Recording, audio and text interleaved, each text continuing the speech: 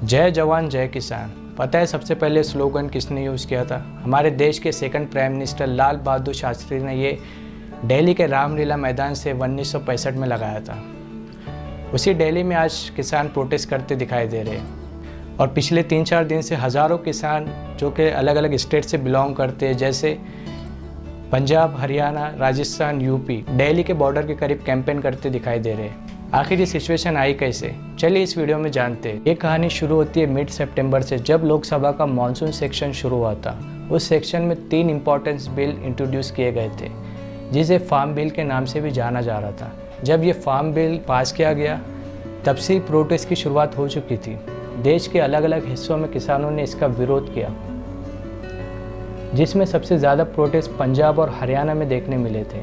लेकिन दोस्तों, पहले इस बिल को लोकसभा में पास किया गया था, उसके बाद ही राज्यसभा में पास कर दिया गया।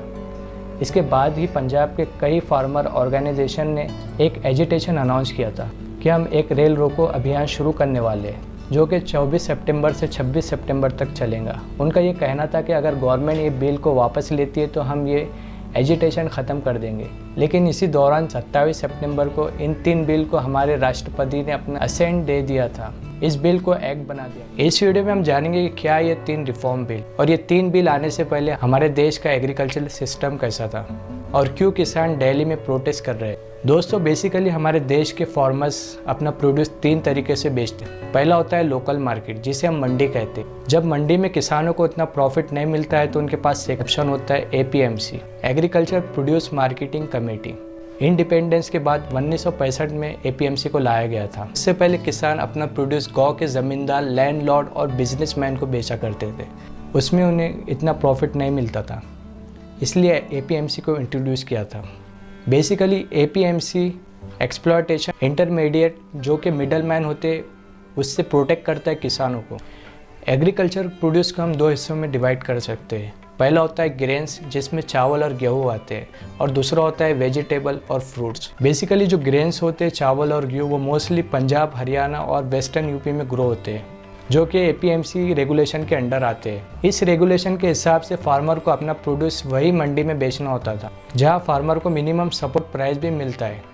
MSP के अकॉर्डिंग किसानों को मिनिमम सपोर्ट प्राइस मिलेगा अपने अनाज के लिए। जो स्टेट APMC से कवर्ड है, किसानों को वहीं अपना प्रोड्यूस बेचना होता और वो कहीं नहीं बेच सकते थे।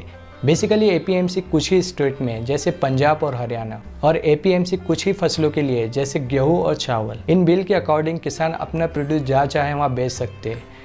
यानी यहाँ ज़रूरी नहीं है कि किसान अपना प्रोड्यूस सिर्फ APMC को ही बेचे। और तीसरा होता है MSP, मिनिमम सपोर्ट प्राइस।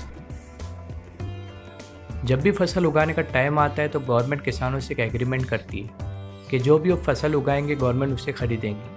यहाँ किसानों का ये फ़ायदा होता है कि अगर उस साल क्रॉप्स उतनी इफ़ेक्टिव ना भी हो, तब प्राइस भी उतर जाए तो गवर्नमेंट उसे उसी दाम में खरीदती है जो कि MSP में तय किया गया था। अब समझते हैं क्यों किसान प्रोटेस्ट कर रहे हैं। किसानों का मानना है कि वो पूरी तरह से ट्रेडर्स पर डिपेंडेंट हो जाएंगे। नए कानून के मुताबिक गवर्नमेंट ने किसानों को अपना अनाज बाहर बेचने की इजाज़त दे दी है। लॉ के अकॉर्डिंग किसानों का बाहर ट्रेड करने का रास्ता खुल गया है। लेकिन इस बीच किसानों को डर है कि गवर्नमेंट आगे चल के MSP को ख़त्म ना कर दे। उनकी गवर्नमेंट से ये मांग है कि गवर्नमेंट MSP को लॉ में इंक्लूड कर दे। एक ये भी रीज़न है दोस्तों कि किसानों को प्राइवेट सेक्टर पर भरोसा नहीं है।